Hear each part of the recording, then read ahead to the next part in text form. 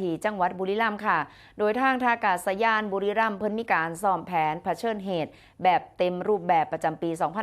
2569 มีการจำลองสถานการณ์คนร้ายกราดยิงเจ้าหน้าที่และก็ผู้โดยสารและก็เหตุเพลิงใหม่ค่ะ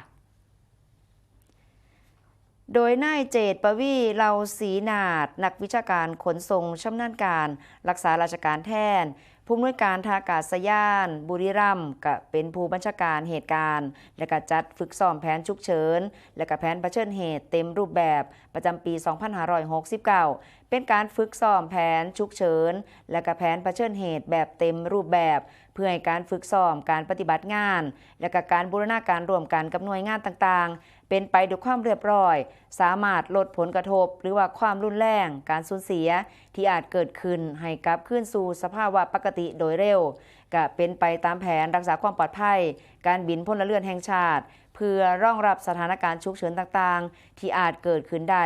โดยมีหัวหน้าสำนักงานป้องกันและบรรเทาสาธารณภัยจังหวัดบุรีรัมย์ผู้แทนผู้บังคับการตำรวจภูธรจังหวัดบุรีรัมย์ผู้แทนนายแพทย์สาธารณสุขจังหวัดบุรีรัมย์ผู้แทนผู้บัญชาการมณฑลทหารบกที่ 26 ผู้บริหารองค์กรปกครองส่วนท้องถิ่นและก็หน่วยงานที่เกี่ยวข้องร่วมฝึกซ้อมสถานการณ์เพื่อให้ท่าอากาศยานบุรีรัมย์ได้นำมาตรการที่กำหนดไว้ในแผนฉุกเฉินและก็แผนเผชิญเหตุสู่การปฏิบัติจริงและก็สามารถนำแผนฉุกเฉินท่าอากาศยานไปสู่การปฏิบัติที่ถูกต้องและก็เกิดประโยชน์สูงสุดต่อไป